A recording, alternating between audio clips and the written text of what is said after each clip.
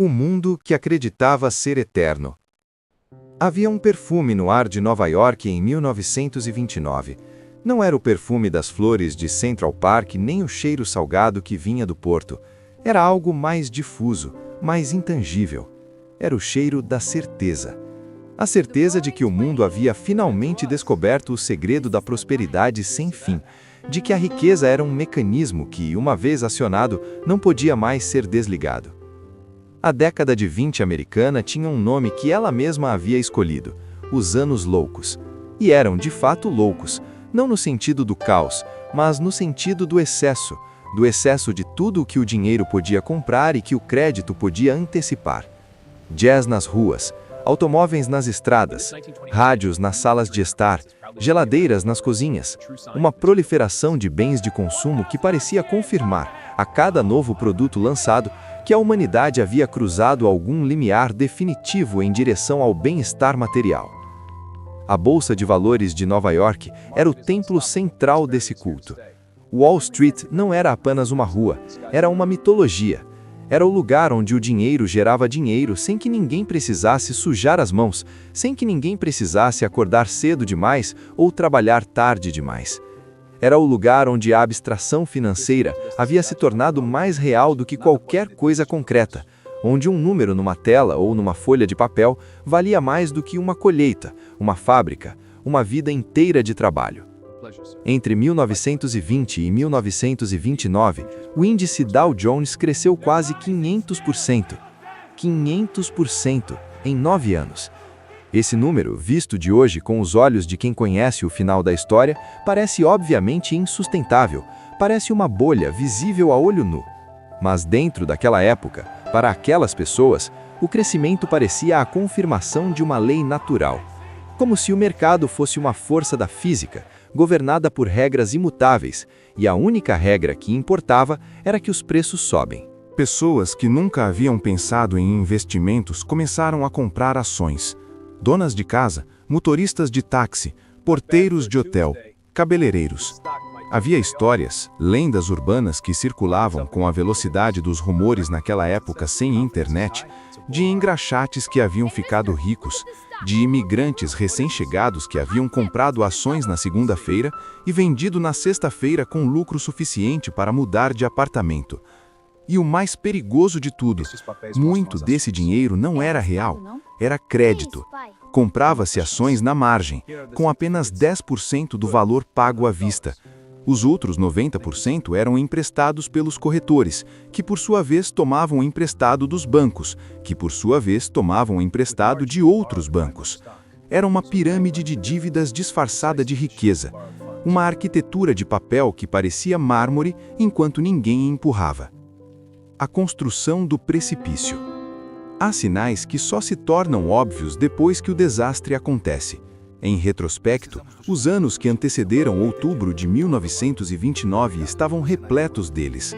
Mas a psicologia da euforia financeira tem uma característica particular. Ela transforma qualquer sinal de alerta em prova de que o alarmista está errado. O ceticismo naquele ambiente era interpretado como incompreensão, como incapacidade de ver o que era óbvio para todos os outros. O economista Roger Babson havia advertido em setembro de 1929 que uma queda catastrófica estava próxima. A reação dos mercados foi imediata. As ações subiram. A lógica era circular e impenetrável. Se os mercados subiam depois de um alerta, era porque o alerta estava errado. Esse tipo de lógica só sobrevive quando o colapso ainda não chegou. Quando chega, a mesma lógica inverte de direção com uma velocidade que deixa todos sem fôlego.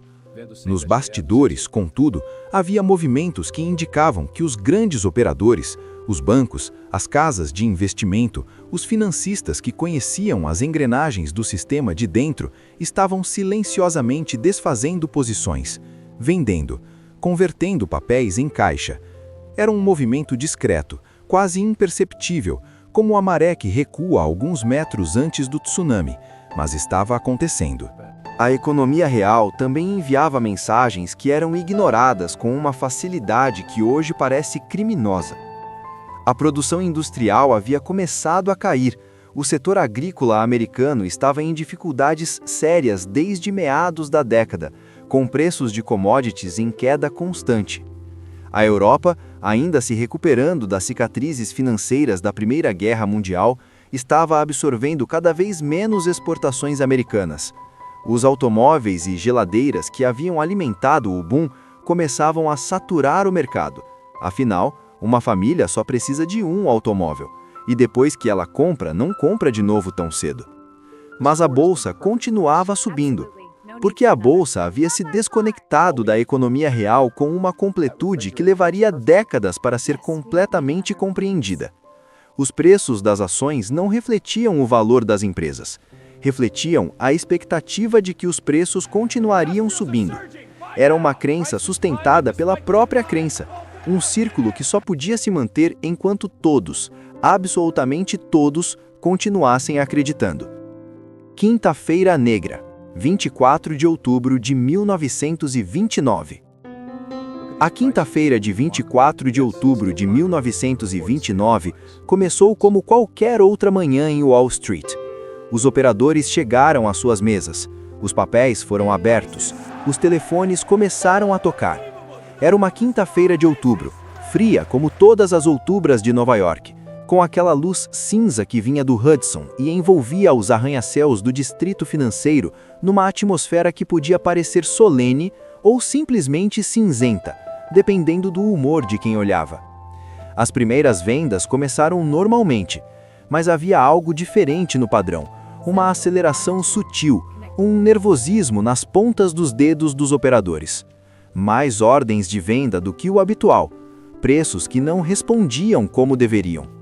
E então, como uma fissura num dique que de repente se transforma numa rachadura que se transforma num colapso, o pânico começou.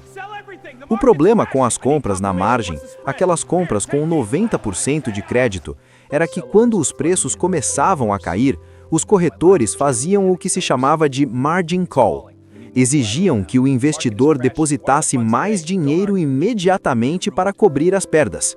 Se o investidor não tinha o dinheiro, as ações eram vendidas à força no preço que fosse. E cada venda forçada derrubava mais os preços, o que gerava mais margin calls, o que gerava mais vendas forçadas. Era um ciclo de retroalimentação que, uma vez iniciado, tinha sua própria gravidade. No pregão da Bolsa de Nova York naquela quinta-feira, a cena que se descortinava era a de um colapso em câmera lenta e ao mesmo tempo vertiginosa. Os operadores gritavam. Os telefones eram impossíveis de atender. Havia tantas ligações simultâneas que o sistema simplesmente não conseguia processar. As cotações, divulgadas em tempo real pela ticker tape, a fita de papel que imprimia os preços continuamente, estavam atrasadas em horas. As pessoas tomavam decisões com base em números que já eram história. Do lado de fora, na calçada de Wall Street, uma multidão havia se formado. Não havia nada que ela pudesse fazer, mas havia algo no instinto humano que precisava estar presente diante de uma catástrofe, como se a presença física pudesse, de alguma forma, alterar o que estava acontecendo naquelas salas fechadas, onde fortunas desapareciam em segundos. A polícia foi chamada para controlar a multidão. Não havia violência, havia silêncio.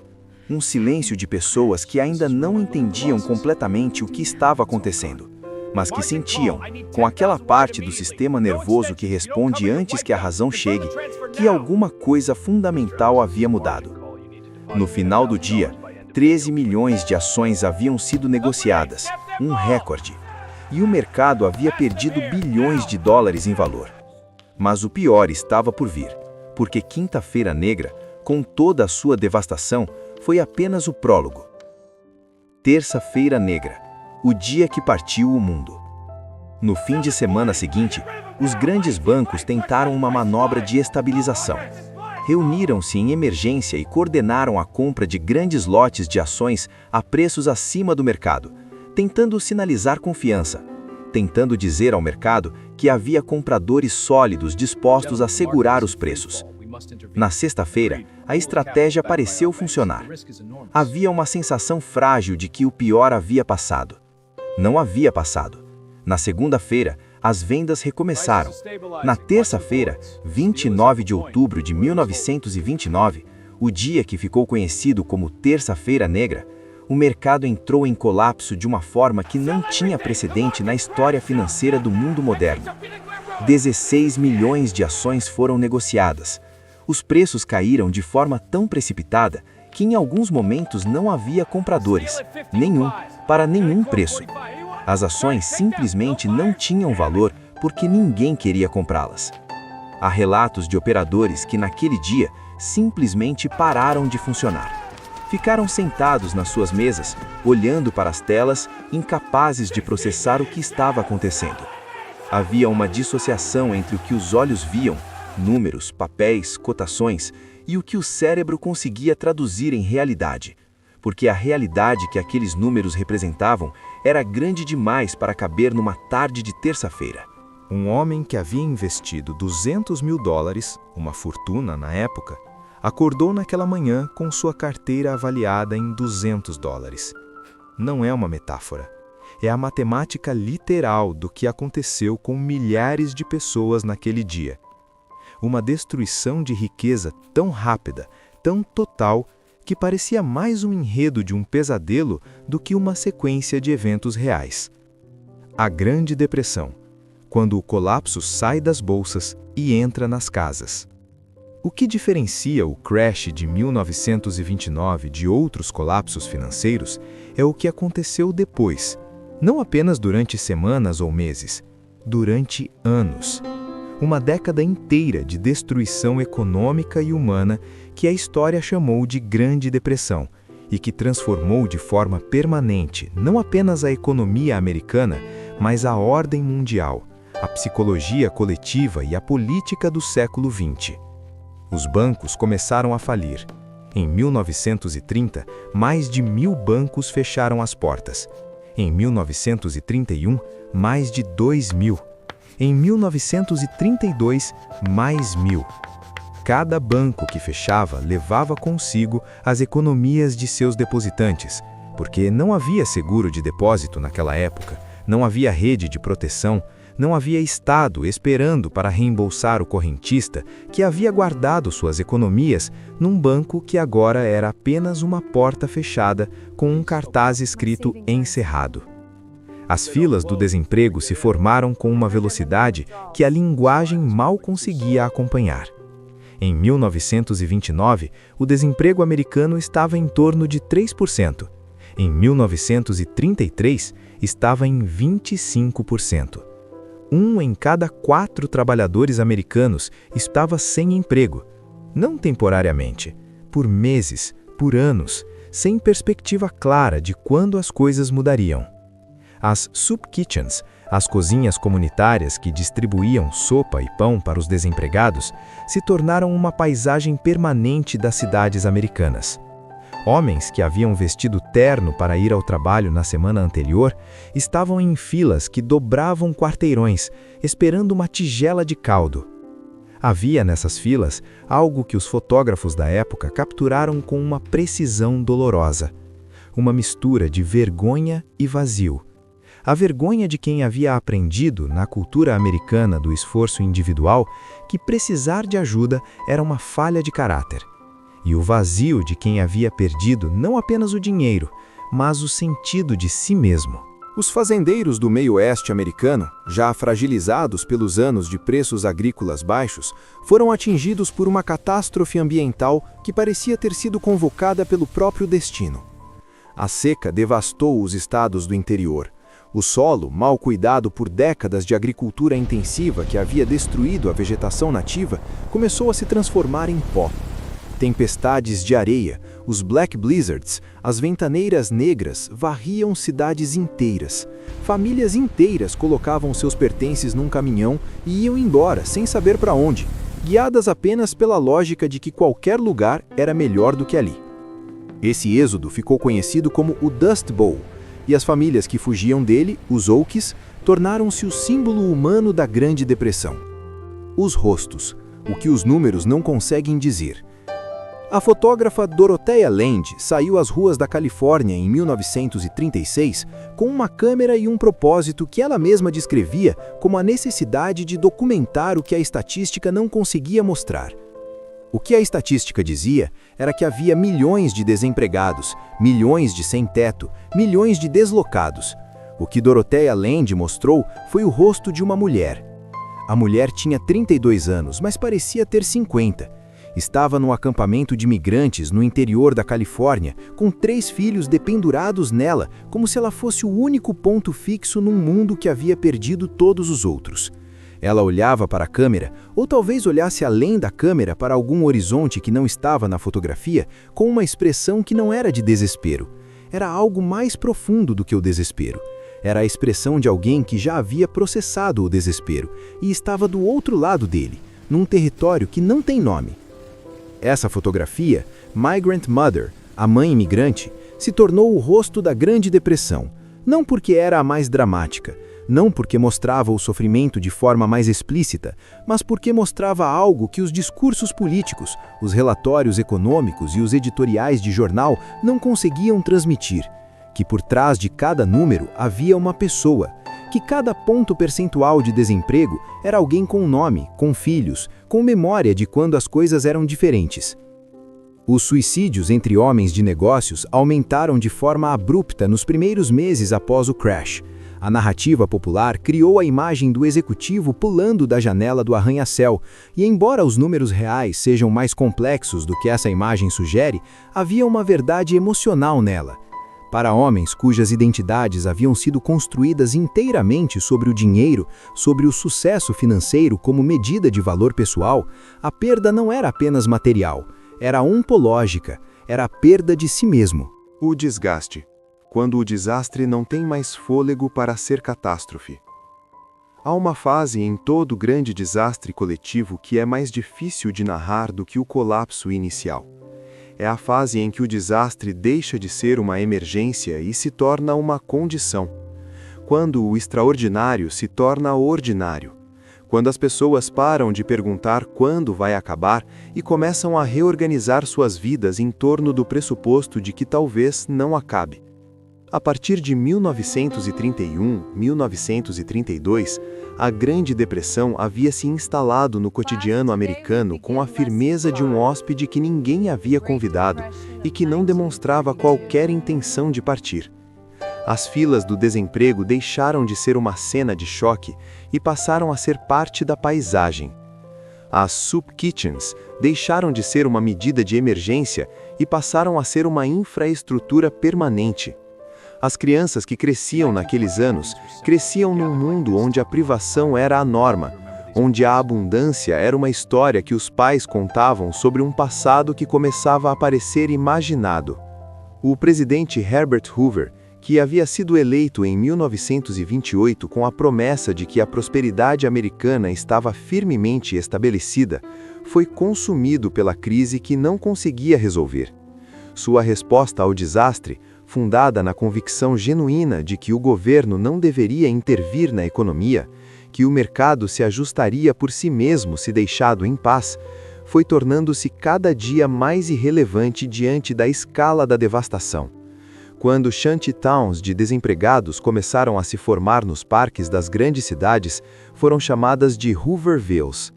Havia ironia nesse apelido. Havia também uma raiva que não encontrava outro canal além da sátira. O desgaste do desastre não é dramático, é silencioso. É o homem que para de procurar emprego depois do 12º mês de rejeições. É a mulher que vende os últimos pertences de valor e sente que está vendendo pedaços da memória. É a criança que aprende a não pedir porque sabe que não há resposta. É o tecido social que vai se desfazendo fio a fio, tão devagar que ninguém consegue apontar o momento exato em que o tecido virou farrapo. O mundo depois, os escombros que redefiniram tudo. Franklin Delano Roosevelt chegou à presidência em março de 1933 com uma frase que entrou para a história e que só tem sentido quando se entende o nível de paralisia que havia tomado conta do país. A única coisa que temos a temer é o próprio medo. Era uma declaração de guerra não contra um inimigo externo, mas contra uma psicologia coletiva de desespero que havia se tornado tão destrutiva quanto qualquer crise econômica objetiva. O New Deal de Roosevelt foi a primeira grande experiência moderna de Estado ativo na economia. O governo federal americano, que até então havia sido uma presença relativamente discreta na vida econômica cotidiana dos cidadãos, passou a construir estradas, barragens, escolas, parques, passou a regular bancos, bolsas, o mercado de trabalho, passou a criar empregos diretamente, contratando escritores, fotógrafos, músicos, atores para documentar a cultura americana, passou pela primeira vez a dizer que havia uma responsabilidade coletiva pelo bem-estar individual. Esse foi talvez o legado mais duradouro da Grande Depressão. A ideia de que o Estado tem um papel no gerenciamento da economia e na proteção dos cidadãos contra os caprichos do mercado. Antes de 1929, essa ideia era marginal na política americana. Depois de 1929, ela passou a ser o centro do debate político por décadas. A Previdência Social americana nasceu em 1935, diretamente da experiência da Depressão. O sistema de seguro de depósitos bancários nasceu da mesma fonte. A regulação do mercado financeiro, que criou a SEC, a Securities and Exchange Commission, nasceu da compreensão de que, sem supervisão, os mercados eram capazes de se destruir e destruir tudo ao redor. O mundo que emergiu da Grande Depressão era irrecuperável em relação ao que havia existido antes. A confiança cega no mercado como mecanismo autorregulador havia sido destruída e levaria décadas para ser reconstruída. E quando foi reconstruída, no final do século XX, carregava em si a amnésia de quem havia esquecido porque as proteções existiam.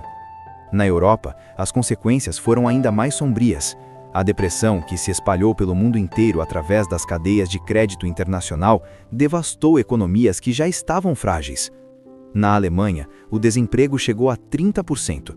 É impossível entender a ascensão do nazismo sem entender a Grande Depressão.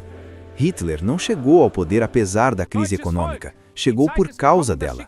O desespero, a humilhação econômica, a busca por uma narrativa que explicasse o sofrimento e apontasse um culpado, foram esses ingredientes que tornaram possível o que o século XX testemunhou depois. Reflexão. A memória que não dura. Em 2008, quando o sistema financeiro global entrou em colapso por razões que tinham uma semelhança estrutural perturbadora com 1929, crédito fácil, ativos superavaliados, instrumentos financeiros que ninguém compreendia completamente, alavancagem que multiplicava os ganhos, mas também os riscos, economistas e historiadores começaram a citar a depressão com uma frequência que revelava tanto quanto escondia. Revelava que a memória do desastre ainda estava viva o suficiente para servir de referência.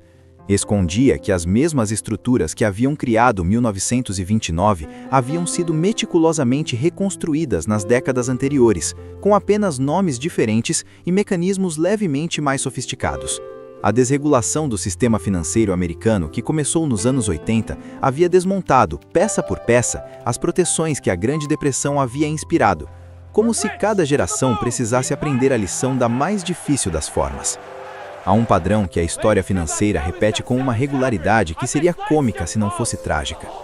A euforia se estabelece, os preços sobem além de qualquer relação com o valor real dos ativos, surgem explicações sofisticadas para por que dessa vez é diferente, para por que as antigas regras não se aplicam mais, para por que o crescimento pode continuar indefinidamente. E então, o colapso chega, e as pessoas olham para os escombros e dizem que nunca poderiam ter previsto. Mas sempre havia quem previsse.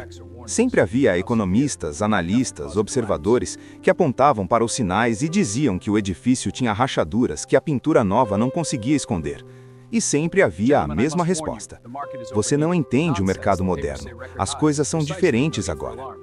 Em outubro de 1929, as coisas não eram diferentes. Em setembro de 2008, as coisas não eram diferentes. E a pergunta que fica, a pergunta que a história faz para cada geração que a lê, é se da próxima vez, finalmente, as coisas serão diferentes. Não porque o mercado mudou, mas porque nós mudamos. porque aprendemos que a prosperidade construída sobre crédito infinito e esquecimento histórico não é prosperidade, é apenas um intervalo mais longo entre um creche e o próximo. O passado financeiro não é um museu de curiosidades sobre ganância e ingenuidade alheias. É um espelho, e o desconforto que sentimos ao olhar para ele vem precisamente de reconhecer, nos rostos daquelas pessoas de 1929, algo que não é tão distante de nós quanto gostaríamos que fosse. Cada era tem sua versão de Wall Street. Cada época tem sua versão da certeza de que desta vez é diferente. E compreender as eras que nos antecederam não é um exercício de superioridade intelectual em relação a quem veio antes. É um ato de humildade diante de quanto ainda somos capazes de repetir. Há outras histórias como essa. Outros momentos em que o mundo virou de cabeça para baixo e as pessoas que sobreviveram tiveram que inventar um vocabulário novo para descrever o que haviam vivido. Cada uma dessas histórias diz algo sobre onde estamos agora. O convite para explorá-las continua aberto. Este foi apenas um dos capítulos da história. Inscreva-se em Arquivos do Velho Mundo e acompanhe os próximos episódios das grandes transformações da humanidade.